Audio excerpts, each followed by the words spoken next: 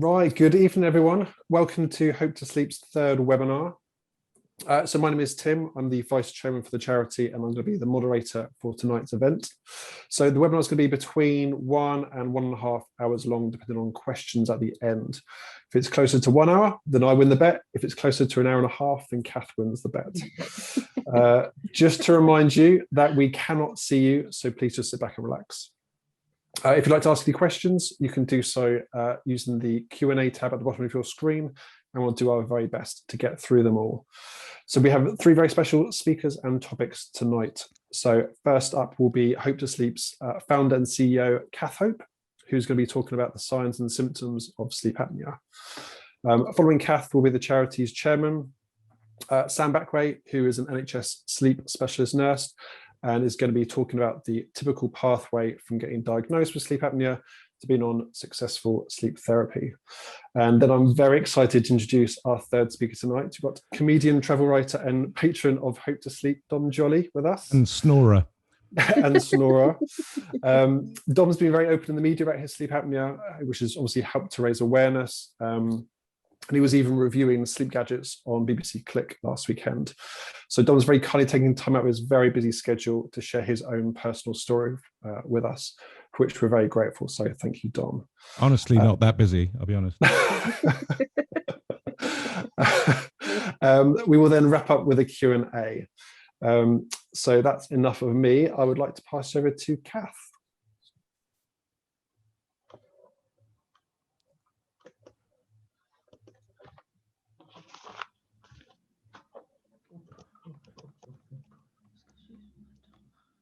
I appear to be getting the whole lecture in fast time. This is fantastic. Yeah, I'm glad Natalie's by the side because I got a bit stuck then. So, welcome everybody, although Tim's probably already said that while I was on mute. So it's, we're going to talk about the raising awareness really tonight. We've got a lot of people that have joined us who aren't diagnosed with sleep apnea, but are just snorers. And so tonight, we're here to say why you mustn't ignore it. So we all hear this expression, you are what you eat, which is true.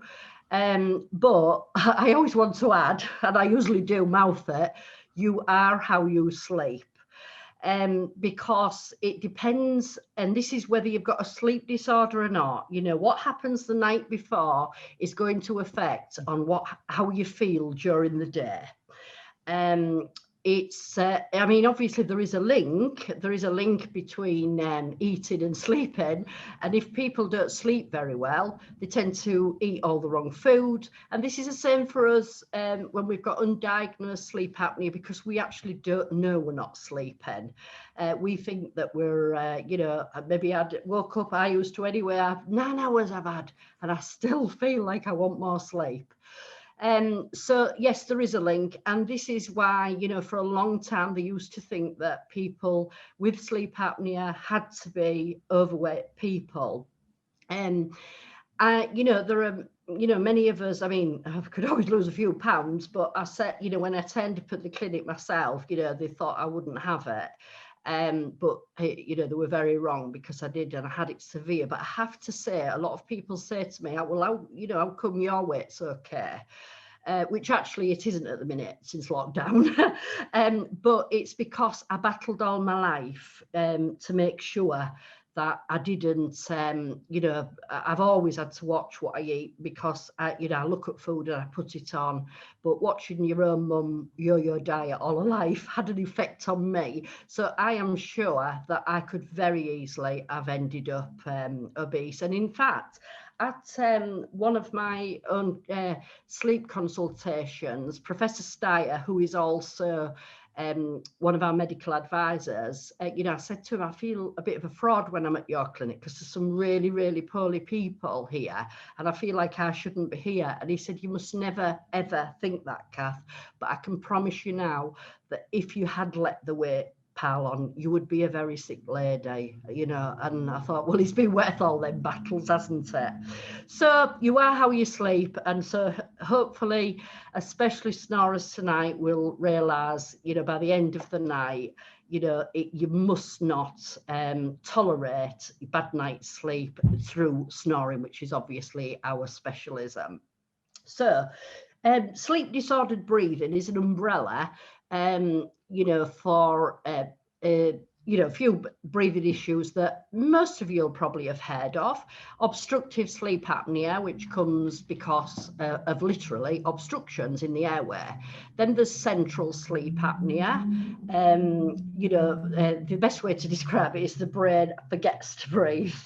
And sometimes people have mixed or complex sleep apnea, which is a mixture of obstructive and central, which is harder to treat. And then obviously there is upper airways resistance syndrome. And a lot of people come to us because, not all the clinics do treat it. It's not always recognised. They've got all the signs and symptoms of sleep apnea, but no diagnosis. And that's when, we've got to signpost them to the places that will help them. And then, of course, snoring. And snoring is linked to, all of the above really, except central sleep apnea. Snoring obviously can be benign snoring, but even snoring, it's we have a few products actually on the website, and we do intend to add more reputable products, not the gimmicks, because snoring shouldn't be tolerated either, because it's not restful sleep. And of course, snoring should always be investigated to make sure it's not sleep apnea.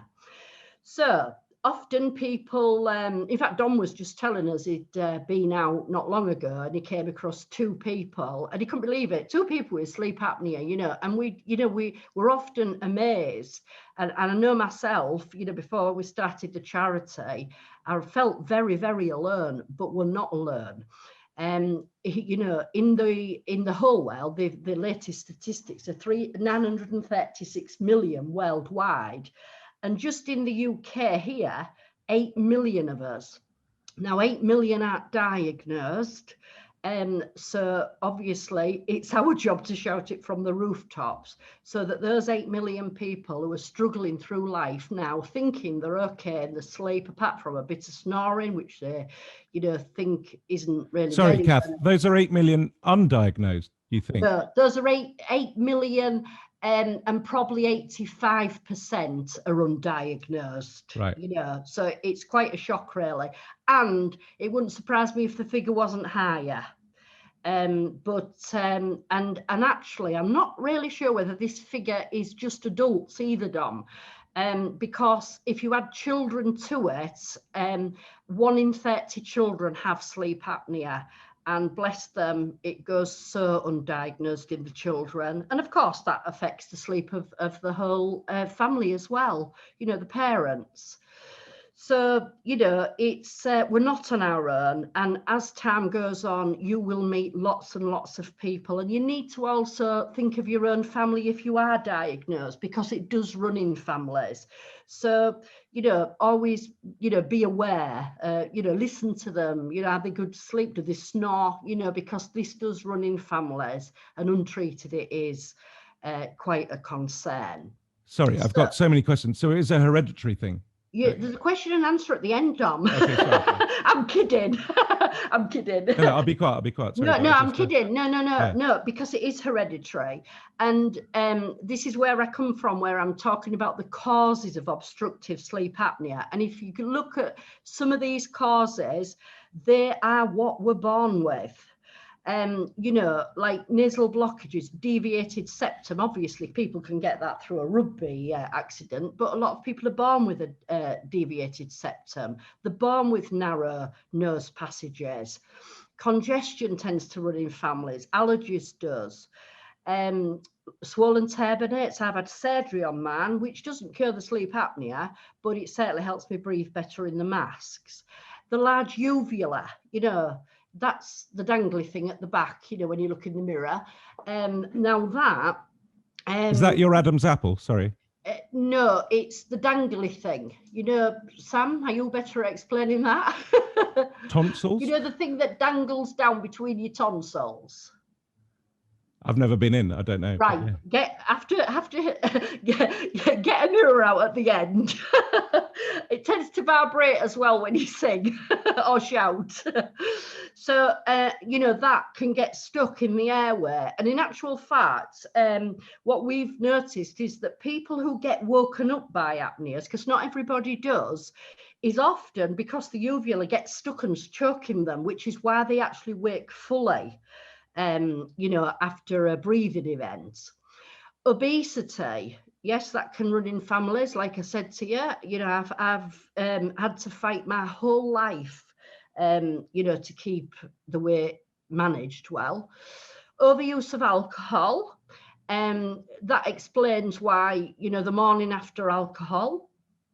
What do people do? They reach for the bacon sandwiches. Why do you think that is? Obviously, I don't know everything about the effects of alcohol, but I do know that night that person's drank that alcohol, even if they don't have sleep apnea normal, will have sleep apnea on the night of the alcohol. There'll be very few who don't. Then there's medications such as tranquilizer, opioids, and other sedating medication. Anything that has any sedating effect on you is also going to cause issues with what we've already said about things like what's coming up is the large tonsils and adenoids, the large soft palate. Well, when we go into REM sleep, which is where the apneas happen, everything collapses because all of us are unconscious at that point. And so, the uvula will sag down, the tongue will roll back as the jaw recedes. There's something else you're born with, receding jaw. It's the first thing I looked at in both my grandchildren when they were born. Please don't have my receding jaw. Smoking obviously is going to aggravate the airways. And then, going back to your question, Dom, hereditary factors. Most of the above are hereditary factors, which is why it does run in families. So like I said, anybody with who's got sleep apnea, think of your children, think of your family. What happened? In my family, going back in generations, it was heart attacks and strokes. On my mum's side, and it was my mum's side, where, my severe sleep apnea came from. So yes, you must always, think about the family as well, parents and children, etc. So what is sleep apnea? Well, apnea is Greek. It's the only Greek word I know for meaning without breath. So therefore, sleep apnea is a medical condition which involves stopping breathing during sleep. And it's usually during REM sleep, which is, like I said, it's that part of your sleep where you're literally unconscious. If somebody has mild sleep apnea, they will stop breathing between 5 and 14 times per hour. And if somebody's in the moderate range for sleep apnea on diagnosis, it's 15 to 30 times an hour and 30 plus times an hour with severe sleep apnea. And yes, we hear people 90 times an hour, 100 times an hour even. Hello. And, Sam will probably tell you some of her worst patients. But as you can see, the lady here, nice airflow going on because she's not in deep sleep. Can you see how the airflow is going down where it should be? But what happens? She moves into deep REM sleep, and this is where things can happen. This is where the tongue can slip back. This is where the soft palate can drop down, the uvula. And you can see here, look, can you see there? That's where the apneas happen because it's a total blockage. And this is obviously obstructive sleep apnea we're talking about. So it's quite a shock, actually. It was a shock to me when I was told 32 times an hour because I actually thought it was per night. I didn't know it was possible per hour. But then you get some people who say, oh, I was 90 odd times. And a little voice in our group will say, well, actually, I was only 10 times an hour. Well, actually, that is just in our book. As important because that person who maybe doesn't stop breathing as many times, and we've seen it on sleep studies, can stop breathing easily 2 minutes at a time. You try and hold your breath for 2 minutes, yet they do it in the sleep. It's incredible. And you watch, you can see that their oxygen levels are dropping, the pulse rate's soaring, and you're willing them to breathe when you're looking at these sleep studies. And I'm sure Sam will tell you that later. So here, what does sleep apnea look like? So this, I'm going to put this on. This is a video from YouTube, and this is a man having apneas in the chair. There's a lot of you who are going to say, oh, crikey, I've seen that. Please tell them after this webinar to come back and look at our replay when we get it out there. Now, just watch the man, though, because I don't want to talk while it's happening. Watch the man. He's having the apneas, and then his brain is sending messages, warning messages, because obviously not breathing is very dangerous, to get breathing again. But just watch the man. He doesn't wake up. Most of us don't realize what's happening because a lot of us don't wake up. We sleep through it. So just have a quick look at this anyway. See how this man's chest rises and falls while he inhales and exhales easily. An apnea episode is about to occur. During this time, at least 10 seconds or more may pass. He'll receive limited or no oxygen until his brain alerts his body to take a breath.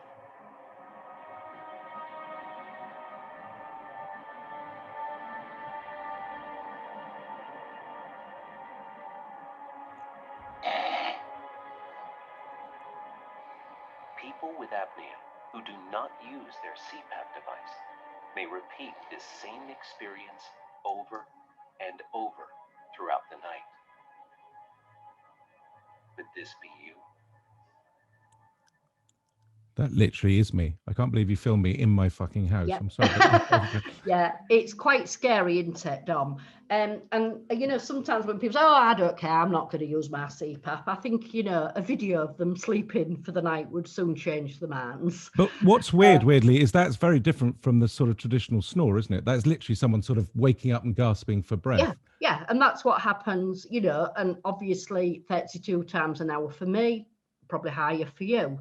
You know, and it is quite frightening, you know. But is that the sign that, so someone doing what we'd call traditional snoring, the sort of almost like movie snoring? Yeah. That can also be apnea, can it? The jets, the chokes, yeah. But not everybody's as noisy as that. And I'm sure Sam will highlight that as well. You know, sometimes these apneas, you've got to remember that not everybody with obstructive sleep apnea even snores. You know, the ones of us who snore, it's actually a blessing in disguise. You know, it's the audible sound, but there are some people who don't snore, who still have sleep apnea. So the symptoms, daytime tiredness, or you might feel even chronic fatigue. A lot of people come to us, I've got chronic fatigue syndrome. When they get treated for the sleep apnea, that often does improve, or even goes away, because it's actually was to do with their, you know, their sleep, because we're sleep deprived when that's happening to us right through the night.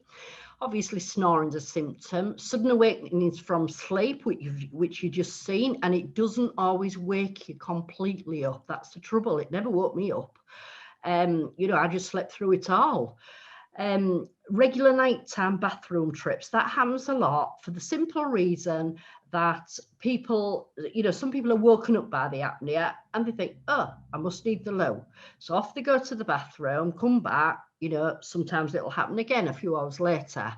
And what we do find is that unless there's another medical reason, most people, when they go on to treatment for sleep apnea, actually don't wake up for the bathroom anymore, because it was the apneas that were disturbing the sleep. So lack of a concentration, poor work or school performance, memory problems, confusion, depression, anxiety, panic attacks, irritability. We even hear of psychosis too. Morning headaches, waking up groggy. A dry mouth is a good sign as well. That's certainly a sign of the snoring. Decreased sex drive, for no other reason, obviously. difficult to manage or worsen of diabetes, thyroid, high blood pressure, cardiac problems like AFib, angina and arrhythmia, body aches and pains, reflux, which is usually caused by the vacuum effect that when someone stops breathing, anything remaining down here will come up the tubes. So that's why reflux often improves in the majority of cases once treated for the obstructions. And of course, there's many other symptoms I've just named, the most common ones really. This is what's scary. No, it's all scary, trust me. It is, yeah. Yeah, because this is what untreated sleep apnea, does. If it was just about snoring and the noise, I would still be teaching, my music students, which is sleep apnea actually interrupted that.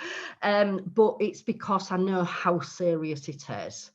And this, what we do here is literally saving lives and improving health, because the biggest factors what people worry about is heart attacks and other cardiovascular disorders, strokes and TIAs, high blood pressure, type 2 diabetes, driving accidents. And it's not just about falling asleep, it's about concentration levels.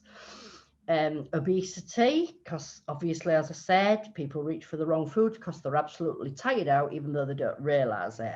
Anxiety and depression, hypothyroidism, ADHD, brain confusion and memory problems, fibromyalgia, as I've said, chronic fatigue syndrome. I'm reading this out just in case there's anyone with any where they can't read as well. Can't see as well, I should say. Dementia, especially Alzheimer's. That's another reason why people are frightened of. Why they use the CPAP, because none of us want that wicked disease, do we? Even things like floppy eyelid syndrome, because there's about 5 different eye problems that sleep apnea is responsible for. Glaucoma.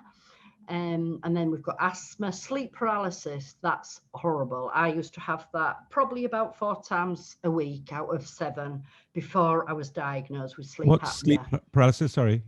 Sleep paralysis is when you wake up but you can't move a muscle. You're awake, my eyes move, nothing else would move.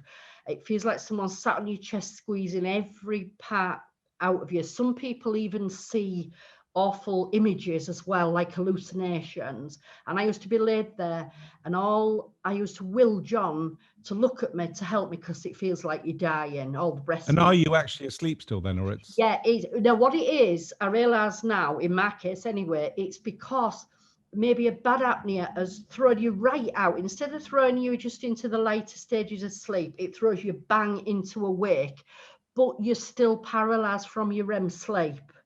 I realise that now, but I didn't then, and I was absolutely scared. But that's not a nice thing to go through. Most people find that goes away once treated. Of course, all these things we're reading out aren't going to affect everybody. It's just a lot of possibilities that, can affect us. Erectile dysfunction syndrome is a big one. Parkinson's. Lots of research done about Parkinson's with sleep disordered breathing, heartburn and gastro reflux, vitamin D and B12 deficiency.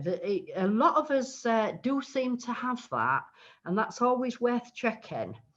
And of course, there's more and more research, and do follow us, because we share everything that we come across. Sorry, Kath, again, sleep apnea wouldn't cause deficiency of vitamin D or B12, but you're saying taking it might help. No. It does seem that people who have any kind of sleep disorder are low in it. Yeah. So sometimes we get people who say, look, I'm on CPAP and I'm still worn out.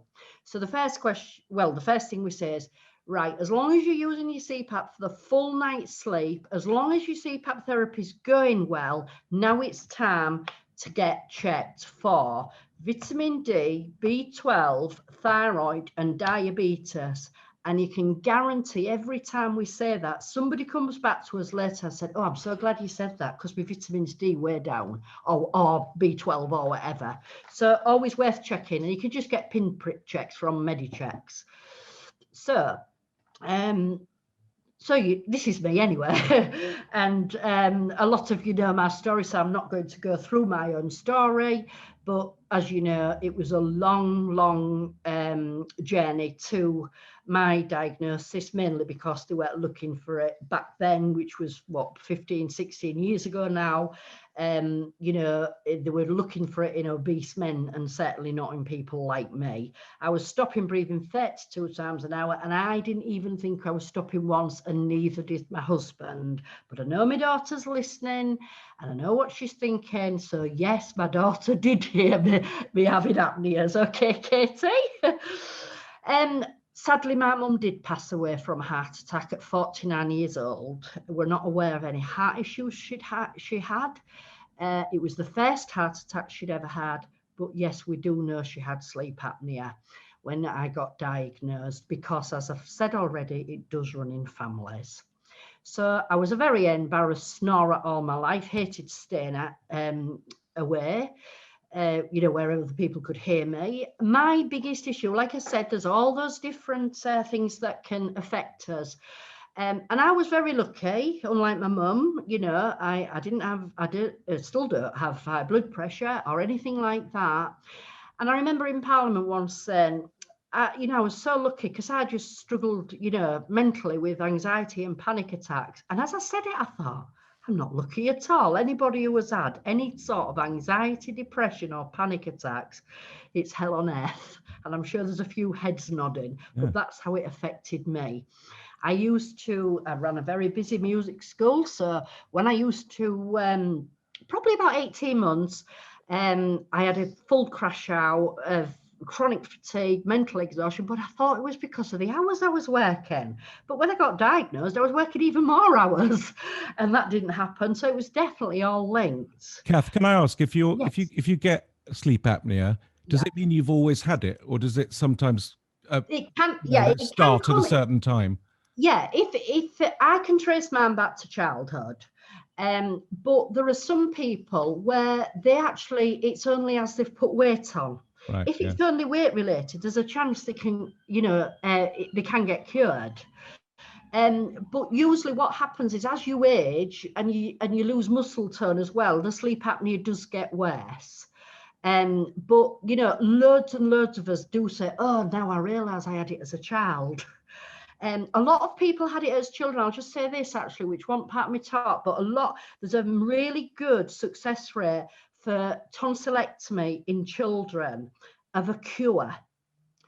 But we have a lot of adults who had the tonsils out when they were young, think it did improve things for them, but they've got sleep apnea again as they've got older, you see.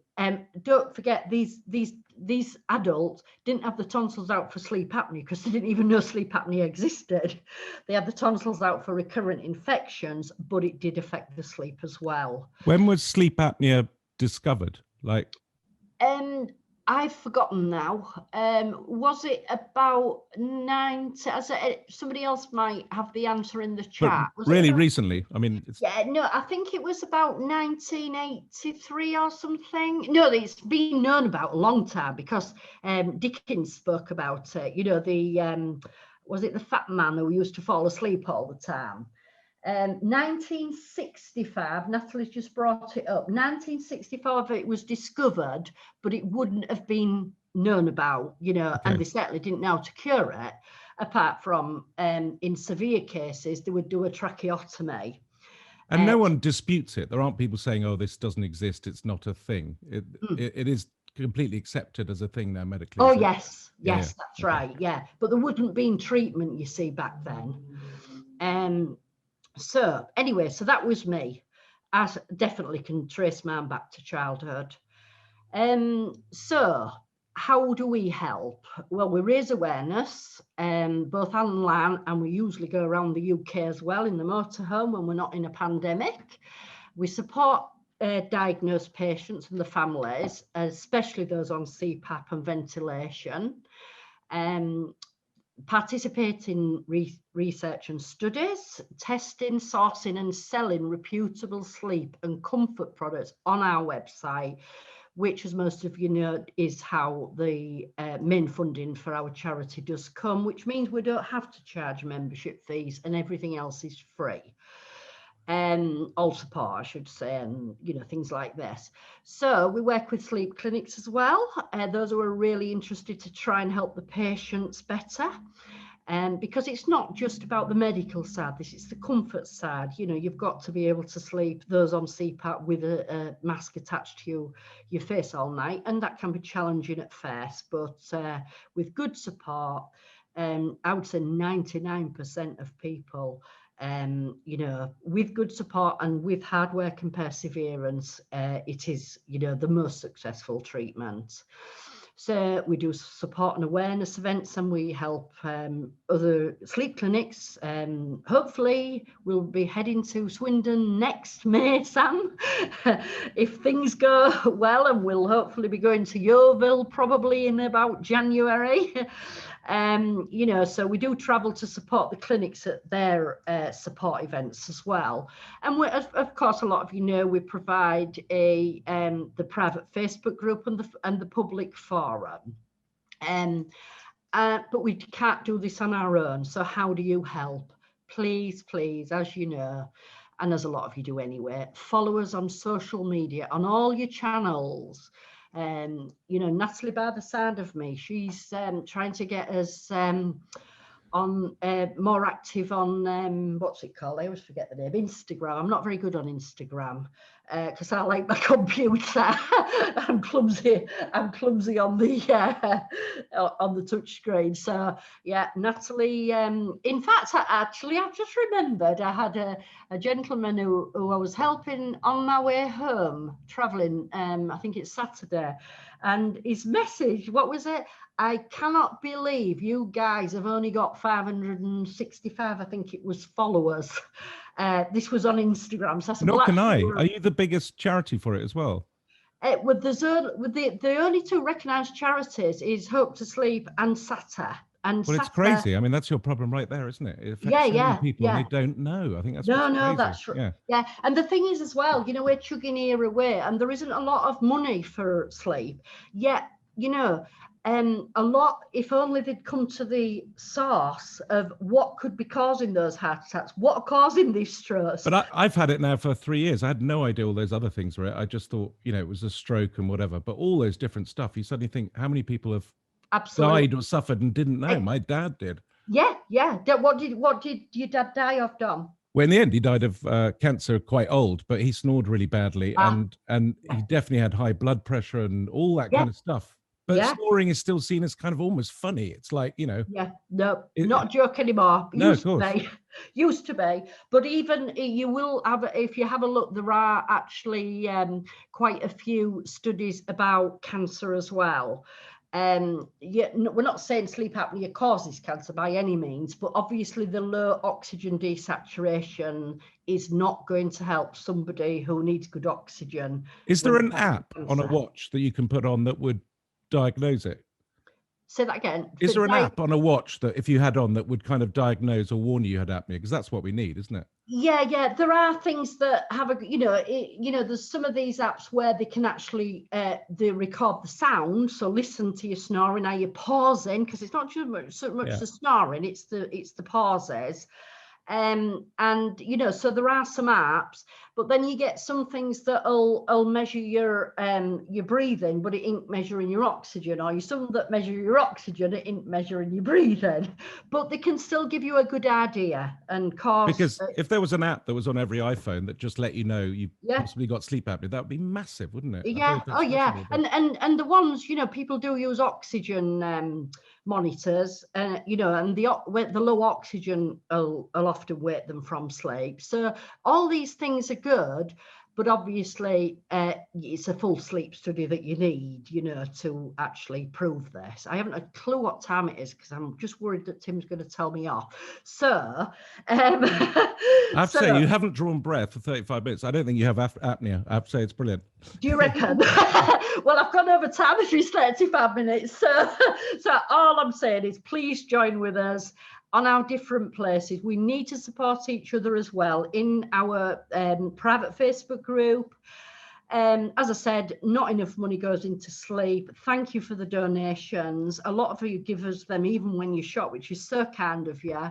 Do fundraise for us as well, please, and nothing, unfortunately, is free even to a charity, even things like this Zoom webinar, and direct people to us because together we are stronger. So just to sum up, untreated sleep apnea is a serious medical condition. So please don't ignore the snore or any other of those symptoms and seek help now. It seems to me the problem with apnea is people in the end die of lots of other different things, don't they? Yeah. But the cause was probably apnea, but it's never put down to apnea. And that's why people don't take it seriously. Yeah. That's why, it's the heart attack that killed them. Well, that's crazy. It could have been that long apnea that caused all the stroke, And this is why we've got to keep raising awareness. Anyway, my time's up. That was brilliant. Thanks, honestly, everyone. Brilliant. Thank you so much, Kath. It's such an important topic. And I think as Dom said, it's scary. I never cease to be amazed by the length of that list in terms of what can cause it, what the consequences of it if it's untreated. But I've got it and I didn't know about it. So imagine not having it. I mean, that's what's crazy. Yeah. Well, I'm glad we invited you then, Dom. I kind of am. I'm now terrified to go to sleep again. You're all right because you've got a mask on. It's the ones without the mask where the worry is. But it's even to the point around the other conditions, which I think from a health economics perspective are far more expensive to treat. That's the point for the NHS. It's causing so much stuff in the future. It's just insane. They could save. We did work with the British Lung Foundation. They proved how much the NHS would save if they looked at the root problem. I think we'll talk later about it, but we need to find someone who can make an app that would go on a watch that would be able to somehow warn you early on. I think that would be incredible. I mean, Okay, we will. Right. Right, Sam. Over to you to talk about the process and the pathway towards diagnosis and successful therapy. Over to you. Right, I'm just going to share my screen a moment. Okay, everyone see that? Yeah. Okay, am I on mute? Brilliant, Kath. I am really impressed. You should get a job in sleep. Right, so after hearing Kath talk about all the signs and the symptoms, and there's a lot of them, isn't there? I think obviously we need to talk about what's the next step. So do you think you've got sleep apnea? And a lot of patients who come through the sleep clinics, a lot of them start off with, I don't think I've got sleep apnea. It's because it's my job, it's my lifestyle, I'm a little bit overweight, etc. They don't actually think they might have sleep apnea because a lot of those signs and symptoms could be put down to a lot of other things, and this is the problem that the sleep clinics have obviously had. But if you recognize any of those symptoms in yourself, then obviously the first thing that we expect you to do, we recommend that you make an appointment to see your GP as soon as possible. And you need to inform your GP of all these symptoms that you and that your bed partner has described. And it's very important to include your bed partner, as they're often the ones that have noticed. And like Kath said, her daughter noticed with Kath. Dom, it was a friend, I think, who noticed him snoring. Well, it was my wife as well. Your wife was kicking me out of the bedroom for 3 years. And sometimes I've had patients who it's been a neighbour. They've, the walls are very thin and they've been banging on the door and saying, excuse me, you snore really loud. Did you realise you really snore? So, but ironically, as the person who has it, you don't know, because you don't know when you're snoring. No, even my own husband, Dom's got sleep apnea, and it took me a year to get him diagnosed because he just refused to believe me. It was only when I actually recorded him and this is what I've written here, if you can make a recording of somebody snoring, and like the video you saw, actually, that's actually really, really good to take to a consultation, to take to the GP, because they can't then dispute it. It's there in black, they can see it and they can hear it. So a lot of these patients do never get to the GP because they don't believe they've got sleep apnea. So it's really, really important that the partner, if they can, attends the appointment with the GP. I mean, obviously a lot of it's telephone calls now, so they can sit in the consultation, but write these down before you go so that you don't forget. A lot of people sit in front of the GP and it all goes, oh, there's lots of other things I want to talk about, but I can't remember. So write these symptoms down, get your partner to write them down, make a recording, explain how it affects your daily life. Does your partner have to sleep in another room? Have they had to move out of the bedroom because of your snoring? Is it affecting your marriage? Is it affecting your job? Are you able to, concentrate? All those signs and symptoms that Kath was talking about, you really need to write this down and explain to the GP how it's completely affecting your daily life. And say that you believe you've got obstructive sleep apnea. You can say you've attended a webinar, you've spoke to a sleep nurse at the clinic, you've seen it on the TV or whatever, and that you'd like to be referred to a sleep clinic for investigations. Sam, there's nothing you can buy, is there, in Boots or something as a kind of home test, or you have to get it prescribed? The sleep test? Yeah, the thing you put on overnight that tells you whether you have it. There's nothing you can buy, off the shelf. You have to get. Not off the shelf, no. Yeah. No, not yet, no. So when you go to your GP, he should ask you about your symptoms and any concerns that you've got. He obviously should discuss your general health and medical history, because like Kath has already shown, your sleep apnea is associated with a lot of health conditions. So he really should go through the whole of those and any medication that you're on. He will ask you how sleepy you are when you're awake, and he will do a sleepiness scale, which I will come on to in a moment. He may also ask you if you drive, and he may tell you not to drive till after you've been diagnosed. Now, it's really important. A lot of GPs are telling patients to inform the DVLA that they think they've got sleep apnea. Now, you mustn't do that. You mustn't tell the DVLA until after you have received a diagnosis, because not everybody has to inform them. It's quite a big subject, and I'm not going to go into it now. But obviously, if you're sleepy, that you don't drive, and that's for everybody. Anybody who's tired, you don't drive.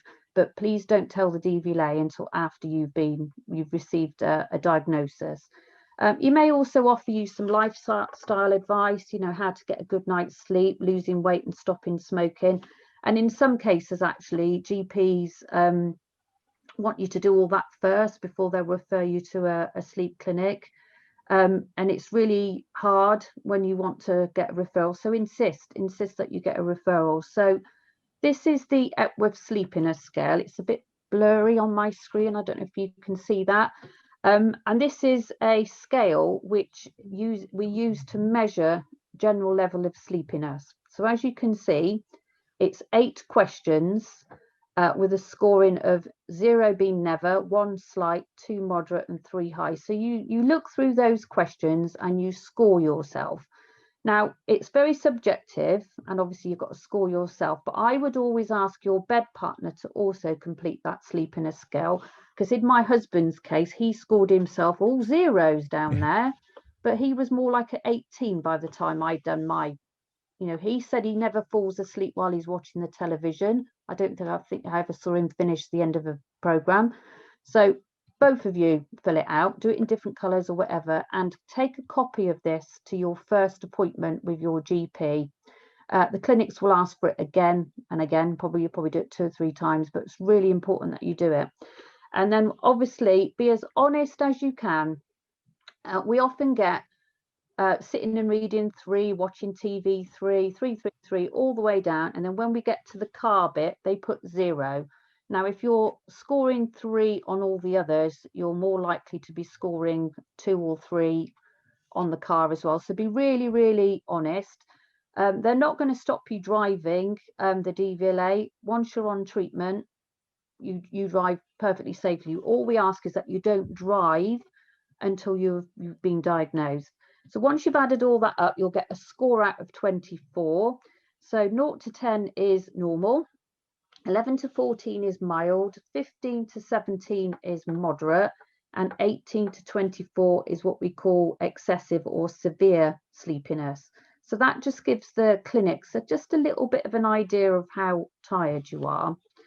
But we also use another questionnaire called the Stop Bang questionnaire. So basically, it's just a list of questions, and you have to answer yes or no. And obviously, the more yes answers, the higher the score.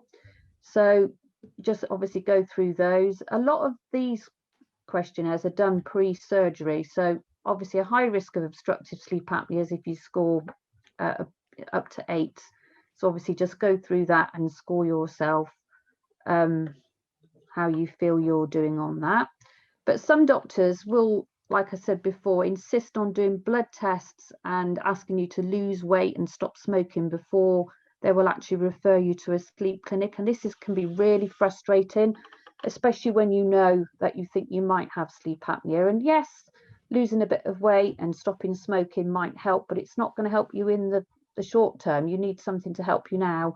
And the blood tests are great. They can pick up anemia or the low vitamin D levels, etc. But still ask, say, please, can I be referred to a clinic in the meantime so that I can get this process going? Because it can take quite a while for a referral to go through. Now, the referral process, this really does depend on the area that you live and to what type of referral you'll get. Each trust has a different commissioning structure, and it's worth discussing this with your GP. But generally, the NHS have a e-referral service. So this is an online referral and booking tool. It's got 2 parts to it. So the first part is the professional application. And so this is where your GP would create the referral and send it electronically to the consultant, to the clinic in secondary care. That says car. I missed an E off, do apologise. So he will put all that information that you have given him and create this electronic referral and send it to the clinic. There's also a patient-facing website called Manage Your Referral. Now, this allows you to book your appointment online. So once the electronic referral has been made by the GP into a bookable service, this will then generate the referral. There's also a telephone number. So obviously, not everybody uses online. Not everyone is tech savvy. So there is a telephone service for this as well, and it's exactly the same. So the bookable service, so this is where a patient is required to book the appointment before the clinical information in the referral is seen by the provider. So you will be given a booking number and a password to book online. But this means that the clinician in the clinic can actually reject the referral if it's not suitable, and then the appointment will be cancelled. So on Manage My Referral, you'll be given, like I say, a booking reference number and a password. So under Book an Appointment on the NHS website, you just press start, and then you get this screen and you put in your booking reference number, your date of birth and your password. And then it takes you into the referral, and you can actually then choose, in some cases, you can actually choose which clinic you want to go to. So depending on your area, you might have 2 or 3 different clinics that you can choose from. And they normally tell you the waiting time and how many people they've got waiting. And then obviously you can choose your date for your appointment as well. And then once you've done that, you will then get a letter confirming that appointment, and then also information from the clinic as well to what, you know, about what appointment you're attending. There's also what we call a triage or assessment service. Now, this is where the referrer, so the GP, will put all that information and he will put it in a letter and he will send that to the clinic or the consultant. And then it has to be assessed by the consultant. So they read through it, they look at it, and then if it's accepted, then the appointment will be made. But most NHS trusts use the booking service. They don't use the triage service. But we also can receive referrals internally in the hospital. So we get them from wards. So say like you're an inpatient on a ward and you've just come in for just a routine operation, and a nurse or a doctor has noticed that you stop breathing in your sleep, or you've got a low oxygen level, because obviously they monitor your oxygen levels while you're in hospital, and they might think, oh, this is strange, this patient's snoring and they're stopping breathing, so they will then refer you to the sleep clinic as well. We get a lot of referrals from the pre-operative assessment department, so patients waiting for operations have a pre-operative assessment appointment where they come in and they have all the usual blood tests, ECG. Somebody will assess their suitability for an operation, and they will do the stop bang score. And if that obviously is high, then they have to have a referral for a sleep test before any operation can go ahead. We also get them from cardiology, because like Kath has already discussed, sleep apnea and cardiac problems go quite hand in hand, so we get quite a few from them. Not as many from ENT. We generally refer to ENT, not the other way around, but we do still get some from ENT. Endocrinology, so if you're diabetic or you've got thyroid problems, etc., we might get them through there.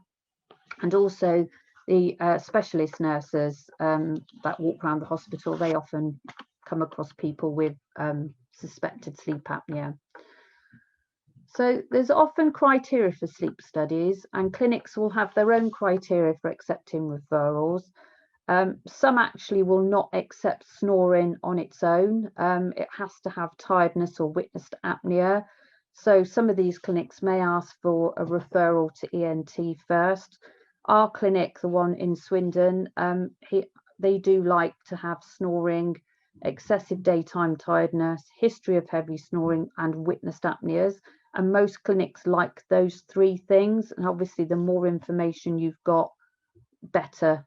But some clinics won't accept just on snoring alone. The first sleep clinic appointment you might get, this is going to differ to each service and each clinic.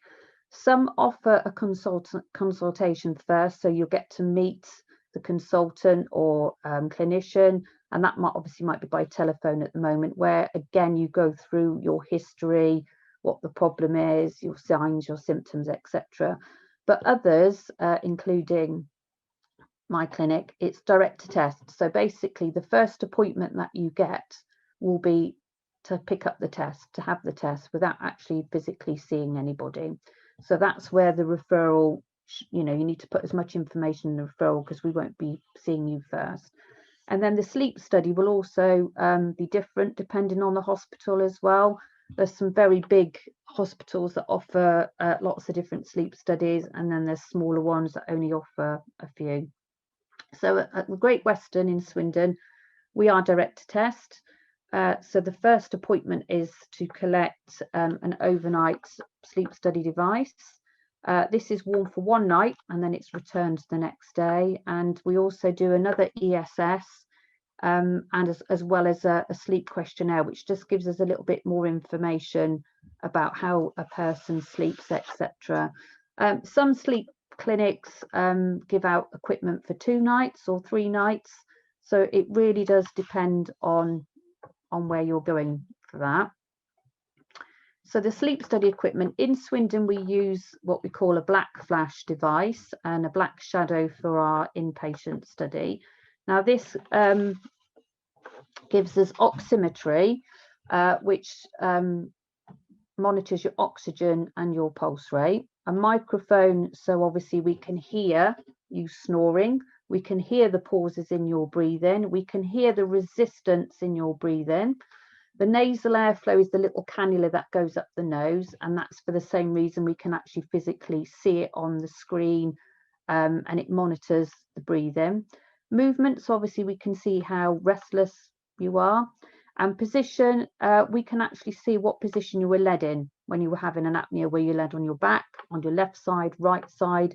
And obviously this will allow us to diagnose positional sleep apnea And some people then can go on to have what we call a positional trainer. They don't need CPAP, because if it only happens on their back, they can get a device, or even something as simple as putting a tennis ball in your back to keep you off your back and keep you on your side. You won't have an apnea. But there's not many people that have positional sleep apnea.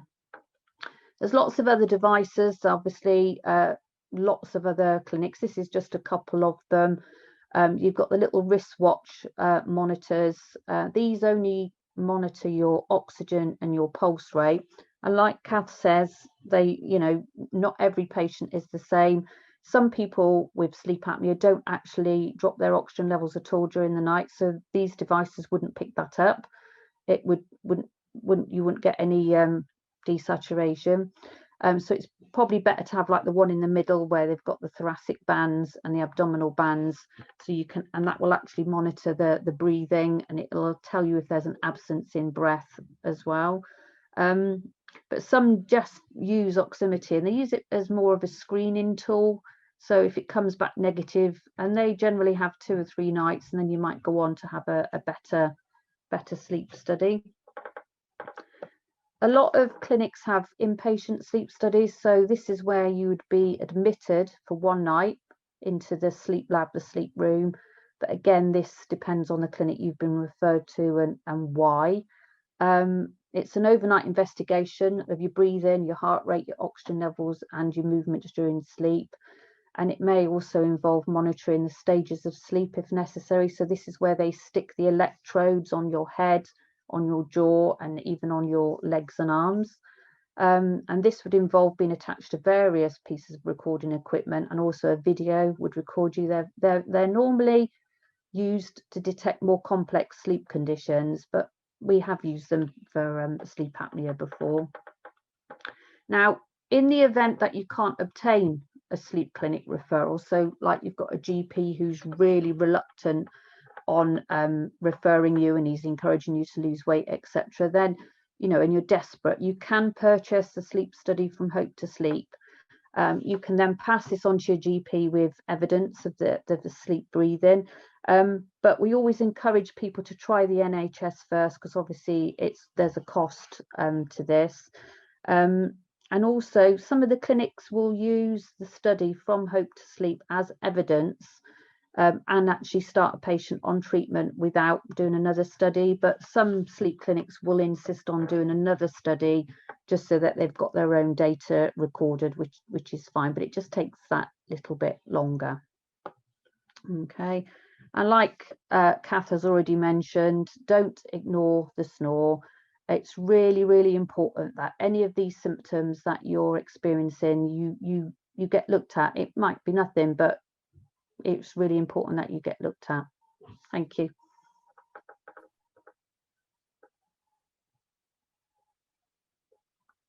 Thank you, Sam. I think it's always really amazing actually to see that kind of detail behind the pathway, which often as the general public you just don't get exposure to.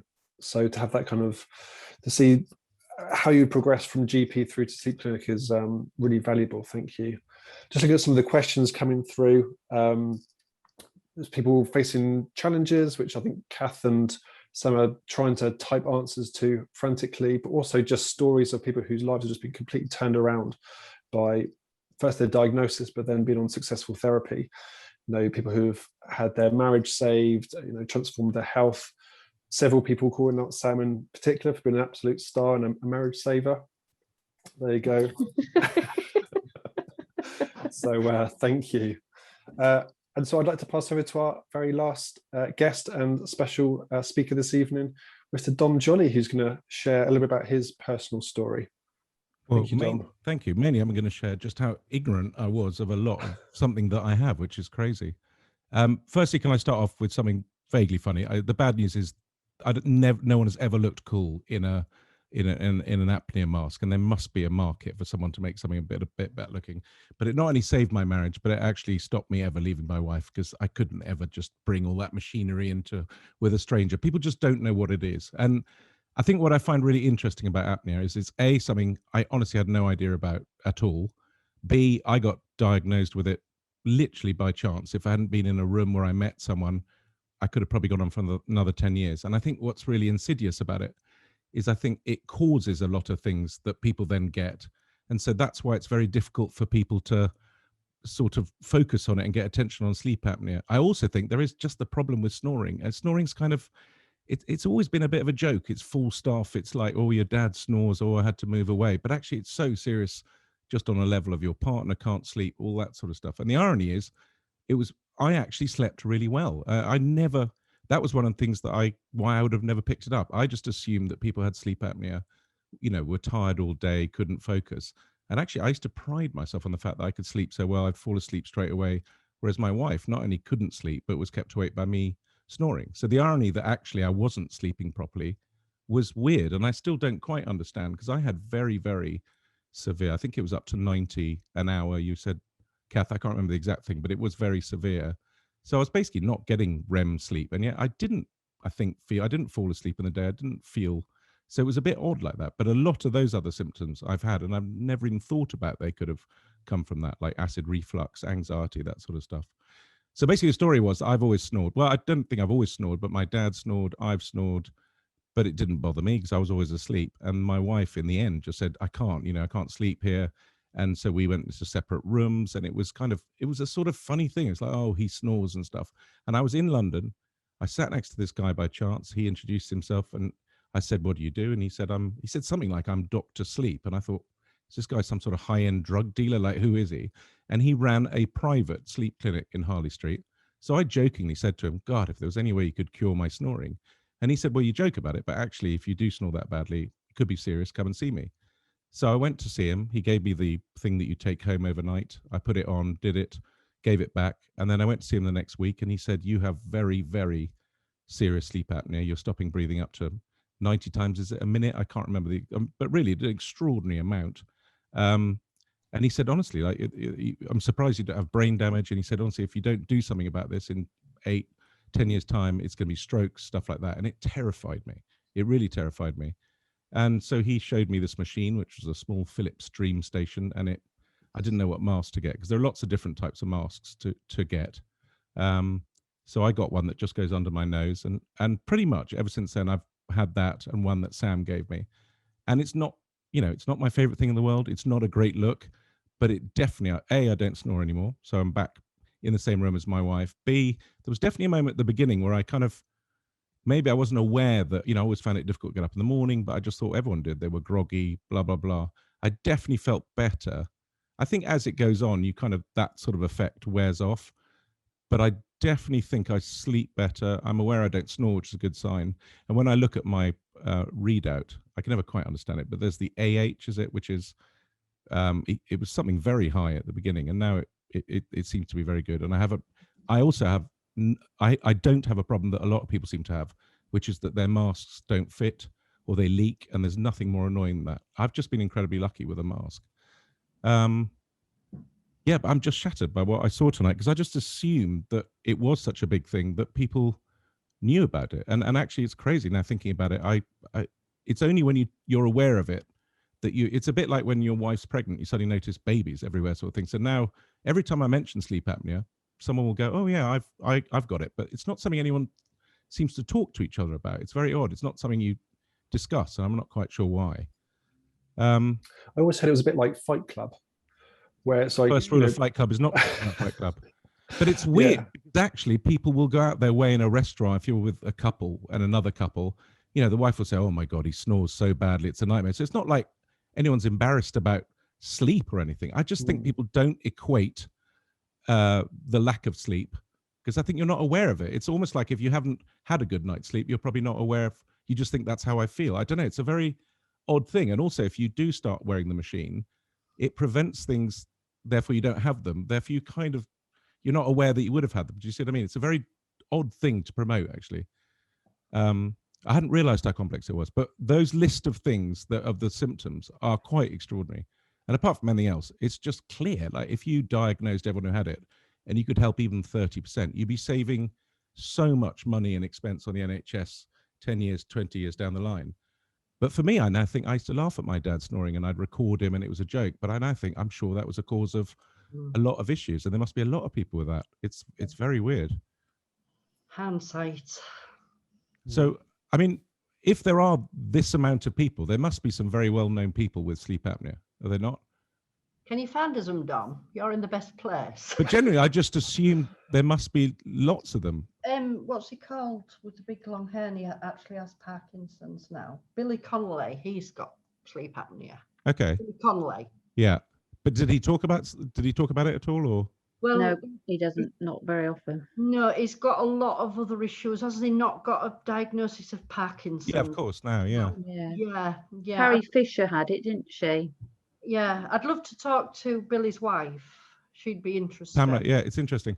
I'm just trying to work out how you would say because it seems to be so clear that, I mean, it's not a big deal to take a test for it, is it? I mean, it's a little bit of a hassle if you take it home for the night, but it seems to be something that it should be just done. There must be some sort of app. That thing that measures your oxygen was the same thing I think people started buying because of COVID, wasn't it? It measures when you drop down from 90. Some people were feeling okay, but it had dropped down to about 80. I'm not quite sure why sleep apnea would affect that. I suppose what I'm not clear about is there seem to be different types of apnea. I just thought there was sleep apnea. Are there completely different types of apnea with different things? Yeah, Sam, are you going to answer that? Yeah, there is. Like Kath mentioned earlier, you've got your complex sleep apnea. You've got your obviously obstructive sleep apnea, and you've got your central sleep apnea, and there's lots of other. Central sleep apnea is generally to do with cardiac issues, neurological issues. Central apnea is what children get a lot of, really. But yeah, there's lots of different types of sleep apnea, really. But obstructive is the most common. Yeah, because I just assumed apnea was diagnosed. obstruction stuff. But basically, apnea means an inability to sleep properly for some reason. Is that right? Apnea is absence of breath. You Okay. stop. Yeah. But the main one that everyone gets is the obstructive one, or is it? Yeah. Okay. Yeah. That's it. And is there a sort of male-female breakdown? Is it pretty equal? More men than female get sleep apnea, but it's getting more close, I think. Kath, would you say? Yes. What? Yeah. I was typing an answer. Sorry, go on. I think it used to be 4% of the population was no, male and 2, but that was years ago. It's changed now. Yeah. I saw something the other day that talked about 20%, but work out those figures that are the latest ones. If you look back on my presentation, 8 million in the UK, and I think that's just adults. It's miles higher, and even that will be underestimated as well. So I just did a BBC Click thing where they gave me 3 slightly odd supposed different cures for apnea, and all 3 of them, I have to say, didn't to me seem to do much. So the other one I've heard of is the mouth guard, which can maybe change the way you breathe when you sleep. And then I've also just heard about one where something's actually inserted in your mouth or your palate, and then you press a button, which sounded terrifying. Is there any real alternative at the moment to the CPAP? CPAP is the gold standard treatment at the moment. Nothing's come out amazing. There's trials going on all the time. I think guys are doing one, but at the moment CPAP is 100% effective treating sleep apnea, whereas the other device, the mouth guard that you're talking about, Dom, a lot of patients use them sort of intermittently. So they might use them if they are going on holiday and they don't want to take their CPAP with them. They don't get as good a sleep, but it's better than using nothing. But they're mainly used for mild and moderate sufferers. Anyone who's severe, they don't tend to work as well, and they can cause jaw problems because they're holding your jaw fixed. So not everybody can. I know Kath tried one, didn't you? And you got major problems with it, but they do work for some people. Yeah, I was just unlucky, but I did end up with a dental cyst and I needed surgery. So I don't talk about them, but they do help. Okay. Yeah, and then they definitely do help. The final thing I can say from my experience is I started off, I was given what I now found out was a travel one. It was a small one. I think it was called a Dream Station. And I was used to that, and it was very easy to carry around. But when I went, because the place I went to was private, it was insanely expensive. And the guy was very kind. He gave me a free consultation, but then charged me, I think, 800 quid for the Dream Station, which was astonishingly expensive. And then when I went by a very weird way that I met Sam, which is just so odd. It's insane. I actually auctioned off a 6-foot poo statue from one of my shows, and Sam came to pick it up, and I found out where she works, and I went in. You gave me a much bigger machine, which is not a travel one, but it's quieter, and you're supposed to put distilled water in it, whatever, which I never do, I have to say. But I think some people get a very dry mouth, and that helps with that. I haven't needed that. I'm really lucky.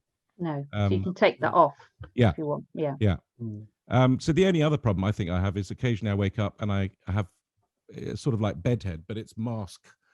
Not a rash quite, but you can see it, sort of thing. It's odd. But you know what? It's a very small thing. It's not something I probably would have wanted to wear when I was 20, but it is, it is what it is, and it's amazing. But I think the big problem with it is that it stops a lot of things happening that because they don't happen, you don't make a big fuss about. So it's a very odd thing to try and scare people about, I suppose. I think, like you said earlier, Dom, the equipment itself's not the best looking, but if you think about that long list of stuff that it's preventing, it's just air. There's no invasive, there's no cuts or operation. It's just blowing a bit of air, yet it can stop and prevent all of those things. I think it's incredible.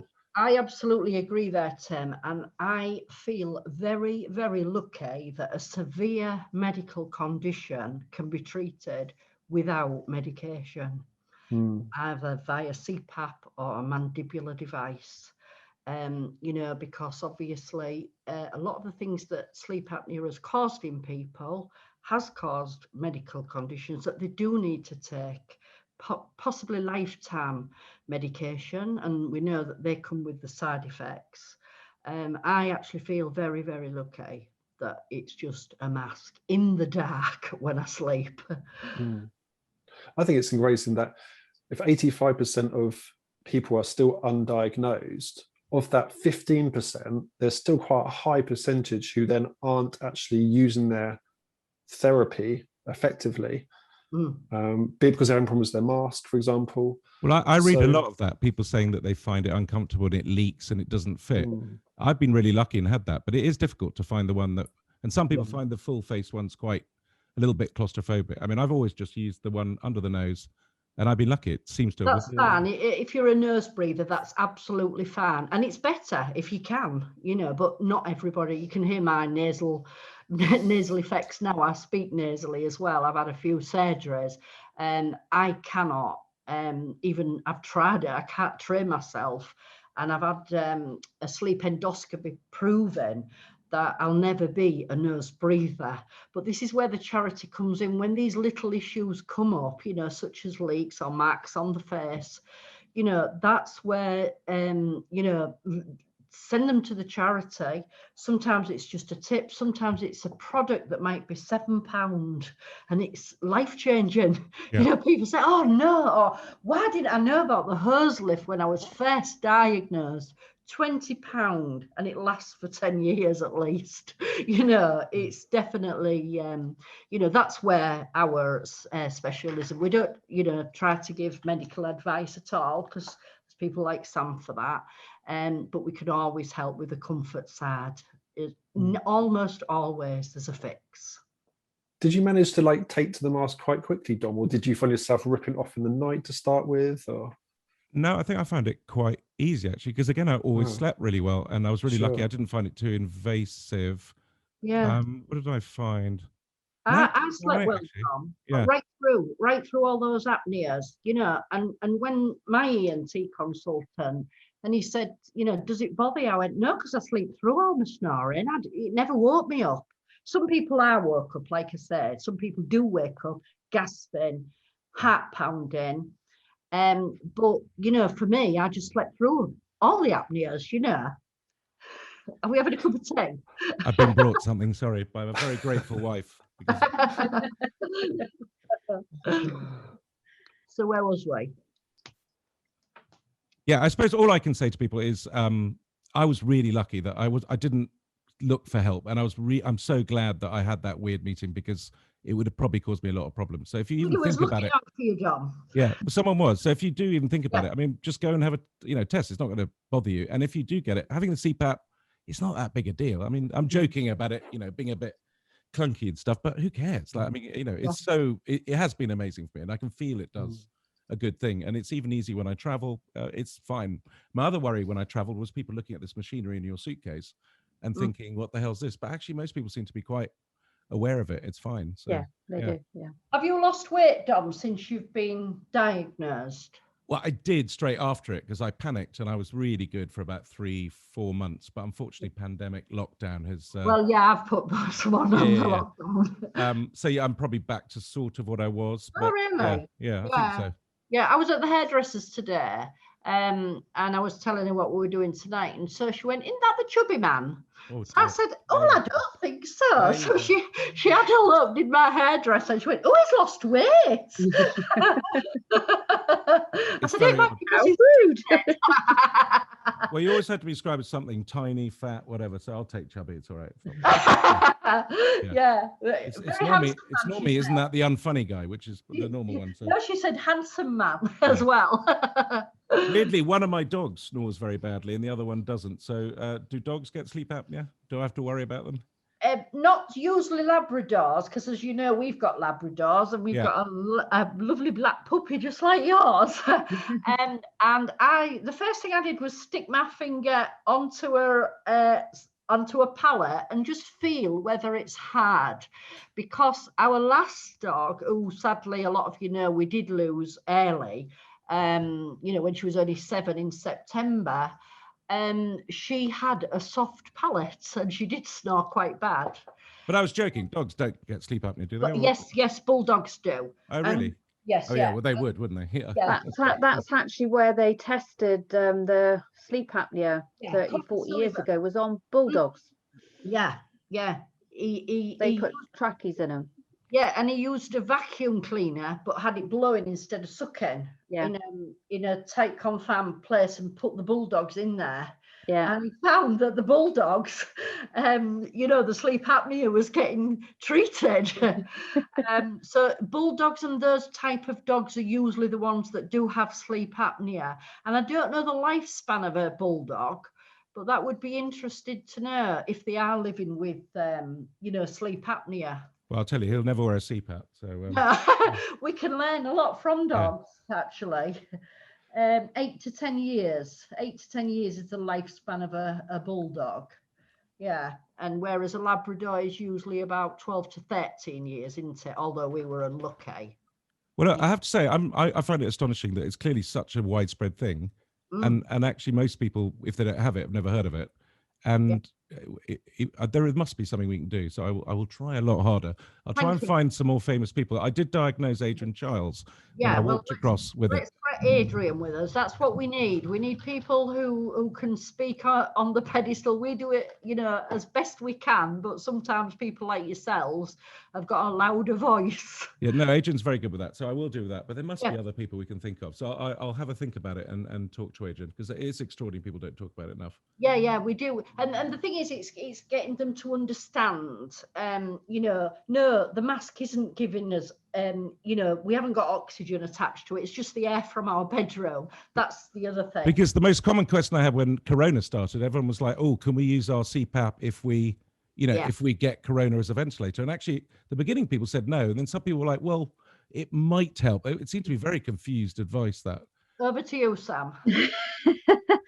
Yeah, we were using CPAP on the COVID wards, Dom, but slightly different, obviously higher pressures, really high levels of oxygen, over 100 litres in some cases of oxygen per minute, and really tight masks. So nothing like wearing it at home. It was uncomfortable. They wore it for up to 24 hours a day. Yeah. With small breaks to have a drink and things like that. So we were using it and it worked. It kept people out of ICU, so it definitely worked. But using it at home with just air, it'll help, but it won't cure the pneumonia COVID. No, definitely not. Anyway, Sam's been amazing to me at Swindon, and also Kath as a shop. It's amazing, because just trying to buy filters for the CPAPs and stuff, I couldn't even work out which one I needed. I'm terrible with it, but you are the place to go to. It's great. Yeah, and of course it's a way that we fund the charity as well, which is good. you know, because charities at the moment, especially during COVID, funding is very short. I just did Beat the Chasers. I should have thought about it, but I did it for my other one. I promise you, I could do another one for you guys. I'll do it. Oh, thank you. Oh, thanks, Dom. Yeah. Well, we've had you poo. Yeah. Yeah. Have we got a picture of that? We'll have to better explain that, I think. Yeah, what we'll do is when the webinar is, it will go on our YouTube channel, and we will also email it to the people who are here today, the link to it, and we will put that picture in where you did do the auction for us on eBay, Dom. Well, I also have a picture of me wearing the mask. So if I put that with it, that'll get people's attention, and I'll put it on my socials. So that's good. Yeah. Send it over to me. Yeah. I don't know if you can see this, can you? Can you see? Yes, I can. Yeah. Yes. Yeah. That is what Dom. That is what Dom actually donated to us. Was it not from your one of your props? It was from newer Trigger Happy, yeah. But my wife just said, "I'm sorry, we're not moving to Cheltenham with a 6-foot poo." So yeah, so you put that on eBay, and do you remember it ended up in Australia? Did it actually get to Australia in the end? Yeah, as far as I know, it was a buyer in Australia. That would have been an interesting customs moment. Yeah, I think it was. I think £200 odd, which was split actually between the charity and Sam's. It was nearly £600, Kath, wasn't it? Oh, was it? Yeah. It was difficult to put a price on a large poo. I didn't really, you know, it hadn't been sold before. I actually also sold a large fish to someone, a sort of massive fish that I'd used in a canal. And this happy guy came, and he was so excited, and he framed it and everything. So it was nice. It was good. Yeah, it was great, that. And I think that's when we first came across you, wasn't it, Dom? Yeah, it was. Yeah, I was very cheeky and asked for a raffle prize. No, it was fantastic. That's It was what you just, gave again, me. it was great. I was expecting a book or something. You know what? It was a bit better than the book, but it was more of a niche was product. amazing. But look, whenever you do an X drive or something, I've realized I just assumed you guys would have lots of support, because it's actually, I thought it was such a sort of thing, but actually I think we really need to think about what we could do, and something funny to raise awareness, and something around snoring, or I don't know, I'll have a think about it. Yeah, thanks, Dom. Thanks. And I talked to a lot of people that make apps, and I'm sure they've thought about it, and I'm not very technical, but it seems to me. Yeah, there are some apps, but they're not bang on. But I mean, someone might have come up with one. It would be incredible. Yeah, there are some apps out there, and there are apps, that there's a lot of apps that do the snoring. There's a lot of apps that do the oxygen desaturation. Yeah, but the dream would be to get an app like I've got a heart one on my iPhone. One that you haven't asked for, so people that don't. Because otherwise, if you're asking for an app, you've already thought about it a bit, sort of thing. That's right, yeah. But obviously they're not a diagnosis, but they are a very, very good way of flagging up a problem that you need to be referred. And my last question is, someone sent me a thing which was another new invention, and it looked like two sort of nose plugs going up the nose. So it was, I think, doing the same thing as a CPAP, but it seemed to be a lot less invasive. Was that another just nonsense one? Rubbish. Yeah. Really? Absolute rubbish. Because I was a bit rude about the ones on BBC Click, and I suddenly thought, what if they're good? But they I mean, one of them, you had to put electrodes in your head and wear it and think positive thoughts. I was like, I'm sorry, this is nonsense. It really is. And it was 700 quid. Oh gosh. Yeah. No, you will see reputable products going onto our website as well. There are other things. There's a daytime therapy. So I have a Philips one. Who else make how many people make the CPAP machines? Well, there's lots, but in the UK, the main ones I would say is Philips, ResMed, Lowenstein, Fisher and Paykel, and probably that's about it in the UK. Are they all pretty much of a muchness, or do people have different ones for different types of apnea, or are they pretty much the same? Well, they've all got different machines for the different types, because as I said, we do help people as well with all forms of sleep disordered breathing, and some people are on end of life as well, and we like to include them, because although it's not so much obstructive sleep apnea, the problems are still the same, But really, we need to take some questions from other people instead of you, Dom. Yeah, I'm sorry. Yeah, I've never asked anyone about it, but yeah, go ahead. I'm only kidding. I'm just looking. I'm trying to get through some of them, but we obviously won't get through them all. So we will send the answers that we don't get through via email, like we did before. But I got one here from Karen. Why can't Dom do a podcast talking to CPAP patients? Because podcasts are dead, but I could do a Twitch thing about. I wonder if I could if I can find someone well known or interesting with sleep apnea. That would be a good idea. So let me have a look around. Yeah. Please let us know as well, so that we can share it and we can join. So I'm trying to read these. So that's answered live.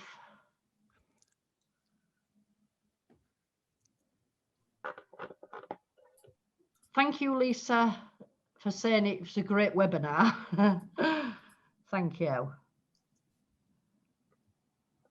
What else have we got here? Sam, there's a question for you there about your clinic, or have you answered it? Is Sam's clinic giving instructions with new CPAPs or relying on manufacturers' telematics? No, we are obviously giving out the manufacturer's guidelines to the Dream Station that we use, but we've also links to YouTube videos. I did do my own video, but it failed miserably. For some reason, it ended up being upside down. So I didn't use that. I am trying to do another one. We've done a pack of information. We've linked. I'll do one with you, Sam, if you fancy it. If it's any that'd use. be great. Yeah. That'd be great. Yeah. So yeah, I'm not just giving because at the moment, Dom, what we're doing with our CPAPs is we're not allowed to see anybody in the clinic. So last year we were doing what I call a click and collect in the car park. It was very dodgy dealing. People were driving up and I was putting them in their boot of their car and I'm letting them drive off with it without any instruction or follow. So they're watching the YouTube videos. I've got my own instructions, etc. So yeah, I am giving out as much information and instruction that I possibly can. It's not ideal, I know, but there's a lot of people here asking about, which mask do I choose? If I'm using a chin, do I use a nasal one? As I said, I was really lucky. I just was given a nose one and it fitted. But it is complex. If you suddenly look at all the choices and stuff, it would be ideal to try them all. Yeah, and the important thing, especially when starting out, is if you know you're a mouth breather, start off with a full face mask that covers your mouth, because it's when you suddenly got a mask to wear on your face and a machine to cope with, and then change the way you breathe, that's a little bit too much. And how would you know you're a mouth or a nose breather? Well, I don't think I'd know. Usually the person sleeping next to you knows whether you've got your mouth open all night. Okay, yeah. But it is always worth trying to convert to nose breathing, and a lot of people are successful. I can't be, but there are a lot of people. And my husband John, who's listening to this webinar, dual, what is it? The dual head, the Knightsbridge dual chin strap. Have a look at it on the website. Sounds very posh. Nice. It's from America actually, but actually John has now been able to change from a Dreamwear full face mask to a Dreamwear nasal mask, and not only that, but his HI has gone right down his mask leaks. And if you look on the website, you will actually see I've put John's stats on there because I'm shocked too. We finally found something to keep his mouth shut, and it's the dual band. The other thing I didn't mention, there was a really good app I was using on my iPhone, which basically syncs up with your CPAP. So I think it's the Sleep Mapper. Yeah, you can not only, I think, send it to someone like Sam, but also it's a way of you just having a look at it and stuff. Yeah, that's right. It's the Dream Mapper because you're using the Philips, Dream Station machine. I've just spotted this one here, which is Davy Orr to you, Dom. And it says, Dom, we should do a cycle tour of Britain to raise awareness, and Kath can do question and answers at each of our stops. Well, I could go in the motorhome to those stops. I'd be happy to do it in a sports car, I think. But, and I'll do it on an electric bike. Yes, electric bike. That's not too bad. I love cycling, so we could do it then. I have a problem with Lycra, I'm afraid, and no one needs to see me. Yeah, that's good. That's Davey. Come back to us, won't you, about that, and we can look at how we can do that. And I know Sam would be very keen. We could always go to the stops in the motorhome. You don't want to see me on a bike, honestly. We should cycle to all the sleep clinics. Yeah, that's an idea. That's a good idea, though. Thanks. I'm not sure I agree to all this. I can't hear you very well. The internet's gone. We need to talk about this, David. That's excellent. We need to do a big fundraiser. Yeah, I agree. We need to think let me have a big think about one. an idea, and it should be something sleep related, i.e. I want to do a bed push. Well, that's quite good. Or a bed. That's quite good. Actually, that's quite Can I good. go in the bed though? I think we should do a bed push somewhere, even if it's just round a circuit, you know, where bed races. Yeah. Yeah. Even if it's just round a bed, you know, round a motor circuit like Castle Coombe or something. Yeah. Somebody here, Claire's saying that she uses Snore Lab. That is a popular app. Yes, Snore Lab's good. That one does record you snoring. But again, obviously the snoring itself is awful to hear, but you do need to be listening for the silences or the choking sounds as well. But that's good that it helps you, Claire, is that, you know, because they are, I mean, obviously we still need a sleep study, but, you know, these apps can all be very, very helpful. And one day I think there will be the sleep kits in books, by the way, but for now, we just have to do what we can, don't we? Yeah. Another mask question here around what masks are suitable for beards? Have you got an answer for that? Because beards are good because they hide the strap marks. Yeah. There's a lot of masks that people use with beards. If you're in our Facebook group, ask that question, because there's a lot of men in there who tell you how successfully they use masks. It depends if you're a mouth breather or a nose breather. One of the masks that we've come across, which actually is on the website, is the Lowenstein, what's it called? Joyce Plus. What it's got a chin support. But it's unique because the chin support, no air goes through there. So sometimes the beard just lays there. You've helped a lot of people with that one, haven't you, Natalie? Natalie's on my right-hand side. I go nowhere without Natalie because I can't be trusted. Pressing the wrong buttons and things. Yeah, so, you know, but there are lots and lots if you're a nose breather. The most minimal mask that you can get is usually the better ones, you know. You know, the ones that literally go under the nose or up the nose. I think especially people talking about getting panic attacks and ripping them off at night. I think that's more the full aqualung things. The nose one, you kind of don't notice after a bit. Actually. No, you're just lucky if you're a mouth breather, because I'm afraid I cannot keep my mouth closed even in sleep. So I'm doomed. But I get on very well with my dreamwear anyway. I've waited a lot of years for a mask that worked well, though, because I really did struggle. That's done that one. Is there any more questions that we can quickly take? I think there's a lot of comments. Yeah. It's just saying people giving advice. Yeah. Karen Davenport has said to you, Dom, where is it? I've lost it. The Dom Kath show, right? I'm pitching. There's that many questions. She's mentioned somewhere silk pillowcases, and I think that might be you mentioned some about strap marks, and she's right, is Karen. You know, silk pillowcases or satin, they do help with the strap marks if you want to get that Scarface look. Yeah, we'll get some in. Yeah, and Carol Ann is just telling us that she's got 2 Yorkshire Terriers. Do they have floppy upper airways? Can you put your hand in there and let us know, Carol? I wouldn't risk it.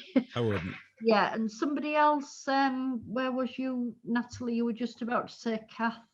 Silverstone. I saw Silverstone somewhere.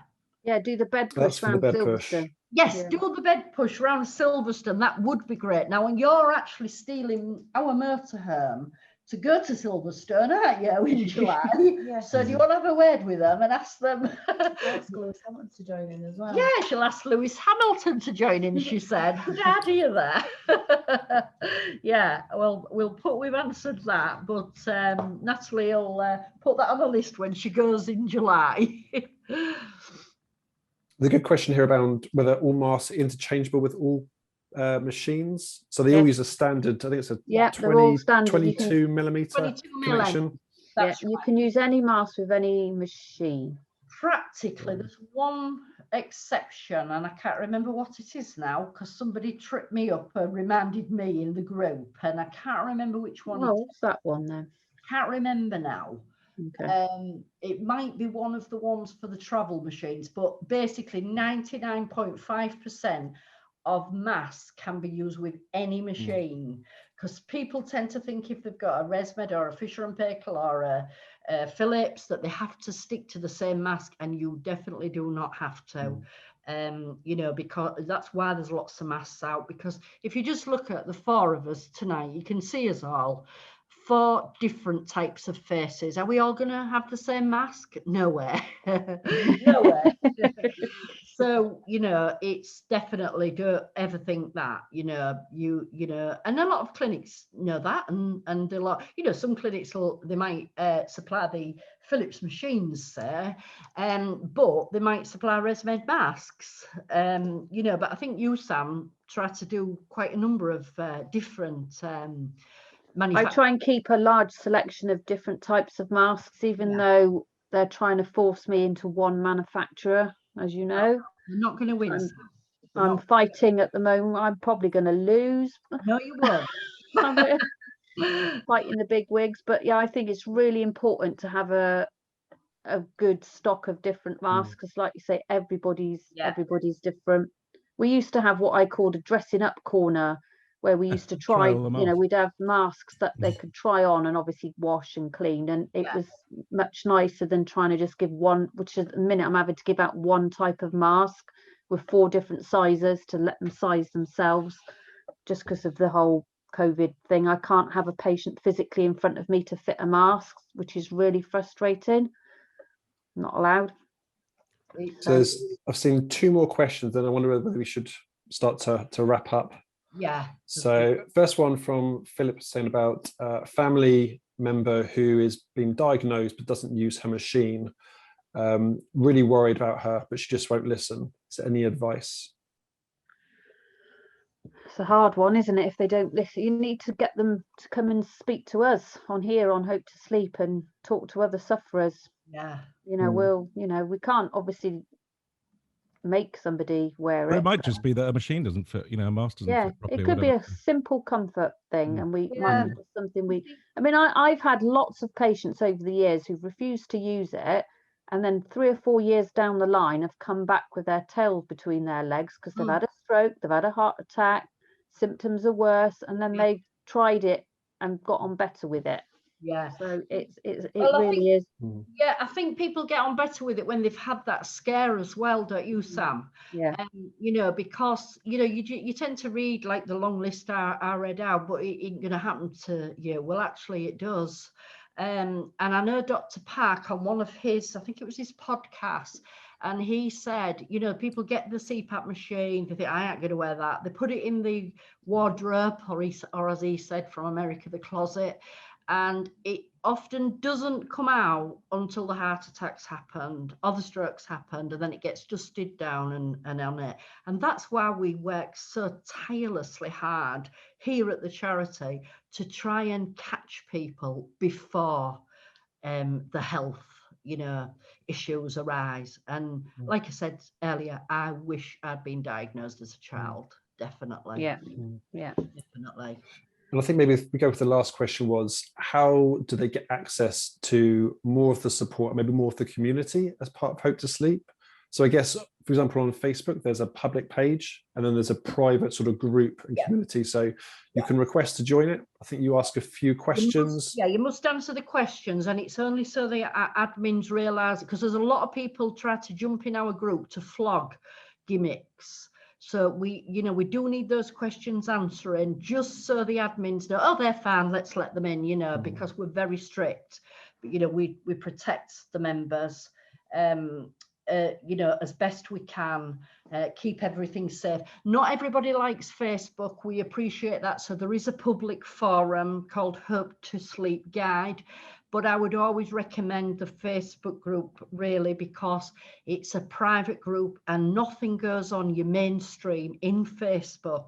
And we have lots of people who aren't keen on Facebook, but they actually create an account under a different name completely. And that's fine. That's absolutely fine. And the only place to go on Facebook is our group. And that's fine. We found it's the best place. Mm. There's such a strong community, people helping each other, giving us support. Yeah. We've got sleep nurses in our group. We've got doctors in our group hovering as well. May not always post, but they're always there watching and sending us messages. You know, you need to tell that patient this and the other. You know, we have a fantastic community in that Facebook group. So even if you don't like Facebook, just we're trying to get the clinics, aren't we, to do more support groups themselves as much as we can. When obviously COVID's over, we can open up our support days and things again, and it'll be better. Because we're so happy. Any sleep clinics listening, we will help you. You know, we will help you if, you know, you think it's a big job. Well, yeah, obviously you'll need the venue. That's how I met you, Kath, wasn't it? Through my sleep group. Absolutely. Travelled to Swindon, and we've been every year since. We must have been about six, seven times. Yeah. And the same with Yeovil. We go and see them every year. Pardon? Scotland. We go to Scotland every year. You know, the SASA. They invite us every year. It's lovely, you know, when charities can work together, and companies as well. But unfortunately, that's not the way of the world. But we, you know, we love working together because, as I said at the end of my talk, together we're stronger. Absolutely. Well, it's safe to say I've lost the bet, haven't I? Yeah. I thought it was going to be close to 1 hour. It's closer to 2. I'm being harassed by my dog now. He's very angry. And you should win. I'm sure a few people have dropped off, but a lot of people who've registered couldn't come. We knew they couldn't come, but obviously, you know, we will get the recording, and we've paid extra to make sure we get that recording, haven't we, Tim? Yeah, and there's some unanswered questions which I think you guys will try and get back to over the next couple of days. We will, Willie. We will answer every question. Don't worry. Every question will be answered. Everything that's you know, Tim will send them to Sam and myself, and we will answer them, and we will send them by email as soon as Tim's got that playback done as well. Sure. We don't like to bombard you with you know, lots of emails. Sure. Get enough if you like me. And the last thing to share is that Kath is going to be speaking on the 9th of June between 5 and 6 at the Belfast Asleep support meeting. So I think the email that goes out after this event will include a link to that, which everyone is very welcome to join. Yeah, they're a fabulous group is Belfast, you know, and it's great how online we can connect together into, you know, and we support people in America, in Australia as well, and it's just wonderful. This is the good side of the internet, isn't it? Yes. So on that note, I would like to thank everyone for attending this evening, and to Kath, Sam, and to Dom for joining us, and all of the questions and comments and sharing your story. So we look forward to getting the recording on YouTube the next couple of days. Yeah. So thank you, everybody, and good night. Guys. Thank you. Thanks, Dom. Thanks, Keep Kath. tight.